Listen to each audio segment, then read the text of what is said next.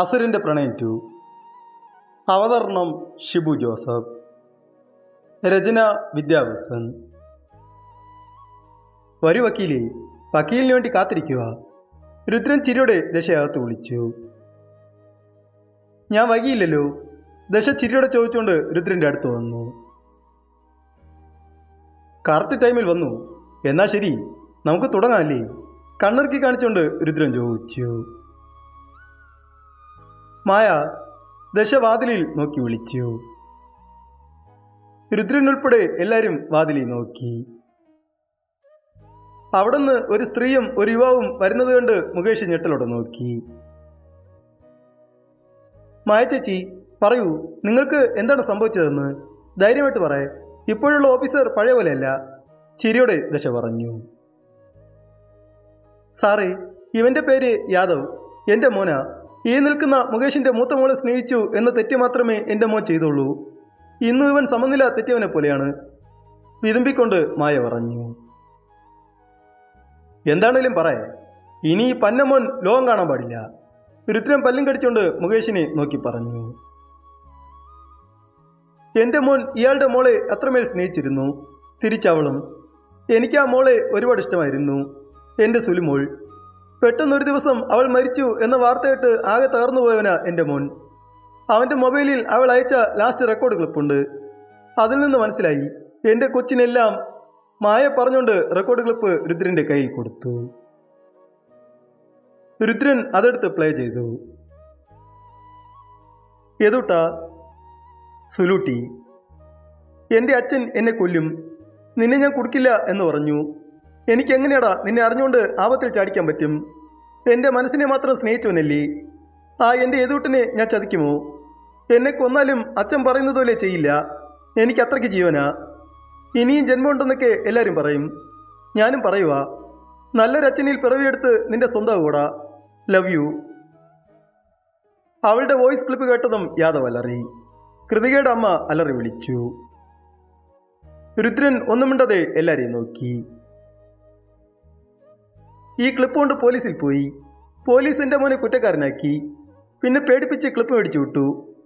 അതിനുശേഷം എൻ്റെ മോൻ 2 കൊല്ലം പ്രാന്താലയത്തിലായിരുന്നു. ദശ, അവൾ എൻ്റെ കൂടെ ജോലി ചെയ്യുന്നവളാണ്. എൻ്റെ സങ്കടം കണ്ട് കാര്യം തിരക്കി. അപ്പോൾ എല്ലാ കാര്യങ്ങളും അവളോട് പറഞ്ഞു. അപ്പോൾ അവളൊന്നും മിണ്ടിയില്ല. അവളുടെ മൗനം ഇതിനായിരുന്നെന്ന് ഇപ്പോൾ എനിക്ക് മനസ്സിലായി. മായ പറഞ്ഞു നിർത്തി. മായച്ചി പറഞ്ഞതും ഞാൻ അതിനെക്കുറിച്ച് അന്വേഷണം നടത്തി. അപ്പോഴാ കൃതിക എന്ന മറ്റൊരു മോളുണ്ടെന്ന് അറിയുന്നത്. ഇയാളുടെ ബിസിനസ് ബ്ലാക്ക്മെയിൽ ചെയ്ത് പണം ഉണ്ടാക്കുക എന്നതാണ്. ഇത് ഇയാളിൽ ഒതുങ്ങുന്നതല്ല, ഇത് ചങ്ങലയാണ്. ഈ ഒരു കണ്ണി മുറിച്ചതുകൊണ്ട് മാത്രം ഈ ഹണി ട്രാപ്പ് നിൽക്കാൻ പോകുന്നില്ല. എന്നാലും സ്വന്തം മോളെ കൂട്ടിക്കൊടുത്ത് പണമുണ്ടാക്കാൻ നോക്കിയ മുകേഷിന് ശിക്ഷ കിട്ടണം. ഇത് കണ്ട് ഇതുപോലെ ബാധിക്കപ്പെടുന്നവർ ധൈര്യത്തോടെ പരാതി കൊടുക്കണം. അതാണ് വേണ്ടത്. ചിരിയോടെ ദശ പറഞ്ഞു. എന്നാലും എനിക്കൊരു ഡൗട്ട് സാറേ. സലീം സംശയത്തോടെ രുദ്രൻ്റെ അടുത്ത് വന്നു. രുദ്രൻ എന്താന്ന ഭാവത്തിൽ നോക്കി. സാറേ, മോളെ പോലീസ് സ്റ്റേഷനിൽ വിട്ടത് എന്തിനാണ്? സലീം ചോദിച്ചു. ഹെലൻ, എത്ര ക്യാഷാണ് ഡിമാൻഡ് വെച്ചത്? രുദ്രൻ ഹെലനെ നോക്കി ചോദിച്ചു.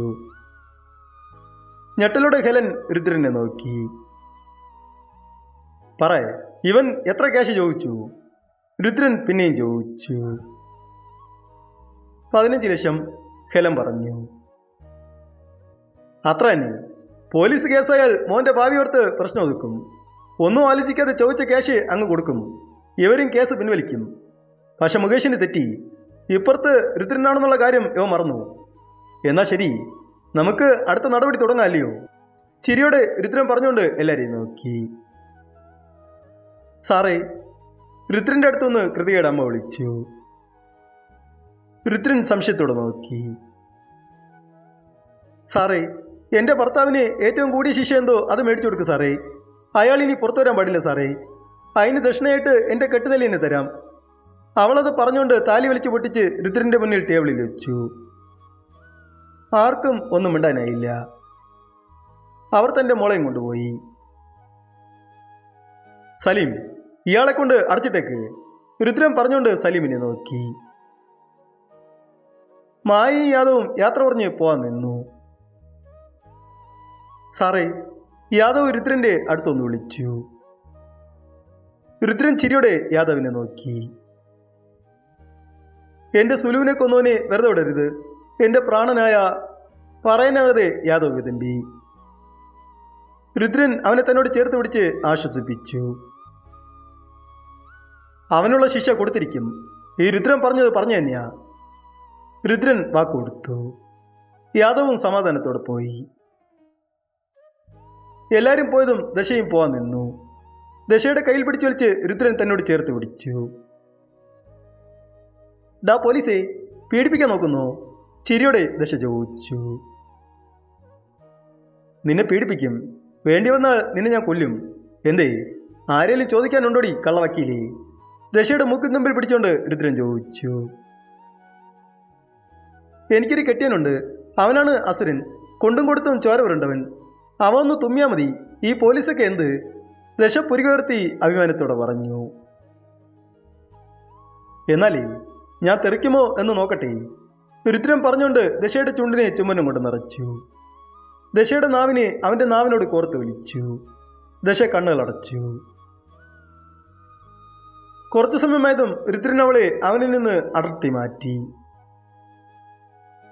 ഇനി പോയി പറയടി നിന്റെ അസുരനോട് തുമ്മാൻ, മീശയെ പിരിച്ച് കള്ളച്ചിരിയോട് രുദ്രൻ പറഞ്ഞു. നീ പോടാ കള്ളാസുര. രുദ്രന്റെ കവിളിൽ നുള്ളിക്കൊണ്ട് ദശ നാണത്തോടെ പുറത്തുപോയി. അഗ്നിയുടെ വീട്ടിൽ എന്തെങ്കിലും ചെയ്യണ്ടേ? അവർ സന്തോഷിക്കാൻ പാടില്ല. സന്തോഷം അത് അവർക്കുള്ളതല്ല. അവരുടെ സന്തോഷം ഇല്ലാതാക്കണം. അതിനുള്ള വഴി ആലോചിക്കേ, ഈശ്വരി ദേഷ്യത്തിൽ പറഞ്ഞു. അതെ, തീപ്പൊരി വാദം കൊണ്ട് വിറപ്പിച്ച ആ പീറപ്പെണ്ണ് നെഞ്ചുപൊട്ടി കരയുന്നത് ഞാൻ കാണണം, അഗ്നിദേവ് ദേഷ്യത്തിൽ പറഞ്ഞു. എനിക്കൊരു വഴി തെളിയുന്നു, ഞാൻ അത് നടത്തും. അതുവരെയുള്ളൂ അവരുടെ സന്തോഷം, ഈശ്വരി പറഞ്ഞു. നരസിംഹത്തറവാട്ടിൽ രുദ്രൻ ദശയുടെ മടിയിൽ കിടന്നുകൊണ്ട് എന്തൊക്കെയോ മിണ്ടുന്നത് പുരുഷോത്തമൻ കണ്ടു.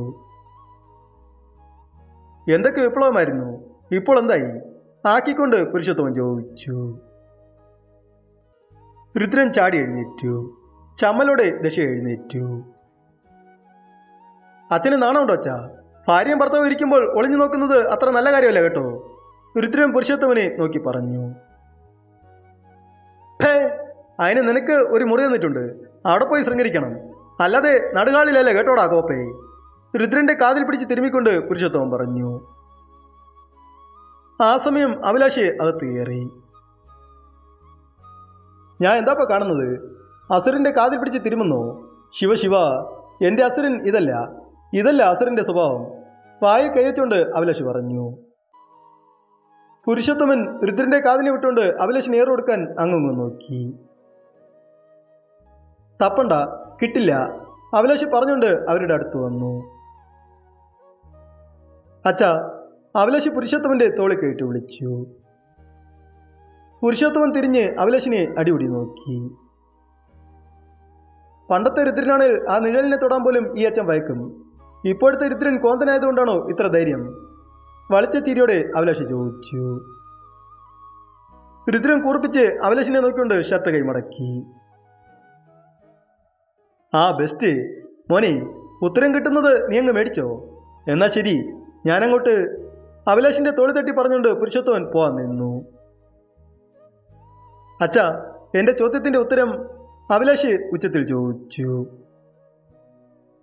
രുദ്രൻ തരും, ആൾ ദ ബെസ്റ്റ്, പുരുഷോത്തമൻ പറഞ്ഞുകൊണ്ട് മുറിയിൽ പോയി.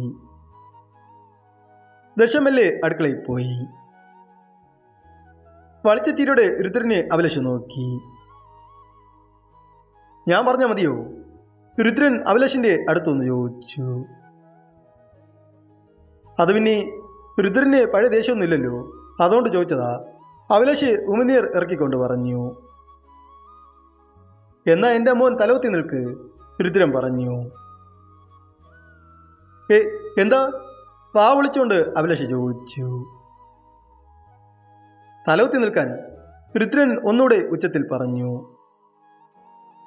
പൊന്നു രുദ്ര, ഞാൻ നന്നായി, ഇനി നിന്നെ ചൊറിയാൻ ഞാൻ വരില്ല, സത്യം സത്യം സത്യം, അഭിലാഷ് തൻ്റെ തലയിലടിച്ചുകൊണ്ട് 3 പ്രാവശ്യം പറഞ്ഞു.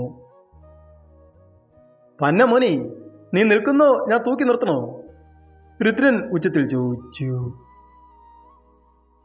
ഞാൻ നിന്നോളാം. നീ നിർത്തിയാൽ എൻ്റെ അടിയന്തരം നടത്തിയാൽ മതി. അഭിലാഷ് പാവമായി പറഞ്ഞുകൊണ്ട് തലവെത്തി നിൽക്കാൻ സ്ഥലം നോക്കിക്കൊണ്ടിരുന്നു. രുദ്രൻ ചിരിയോടെ അഭിലാഷിനെ നോക്കിയിരുന്നു. അഭിലാഷ് ചുവരിൽ ചേർന്ന് തലവെത്തി നിൽക്കാൻ പോയി. മതി മതി, വാ, ചിരിയോടെ രുദ്രൻ വിളിച്ചു.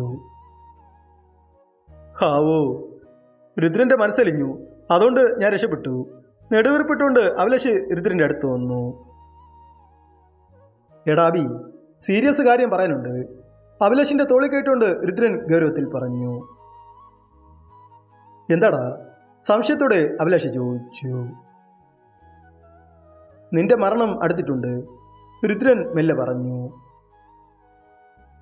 ഡേ രുദ്ര, പേടിപ്പിക്കാതെ, ഞെട്ടലോടെ അഭിലാഷ് പറഞ്ഞു.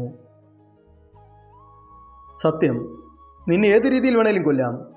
അതുകൊണ്ട് സൂക്ഷിച്ചോണം നടക്കാൻ, രുദ്രൻ പിന്നെയും പറഞ്ഞു. പേടിയോടെ അഭിലാഷ് നോക്കി. എന്തോ ചെയ്യാൻ, ആദ്യത്തെ കൊട്ടേഷൻ നിനക്കാണ്. നീ പേടിക്കണ്ട, ഞാനുണ്ടല്ലോ നിന്റെ കൂടെ, രുദ്രൻ അവനെ ചേർത്ത് പിടിച്ചുകൊണ്ട് പറഞ്ഞു. നീ ഉണ്ടാകും, ഞാൻ ഉണ്ടാകണമല്ലോ. നിന്റെ കുടുംബമല്ലല്ലോ ഞാൻ. എന്നിട്ടും ആദ്യത്തെ ഓഫർ എനിക്കാണല്ലോ തന്നേക്കുന്നത്, പേടിയോടെ അഭിലാഷ് നിലവിളിച്ചു. തുടരും.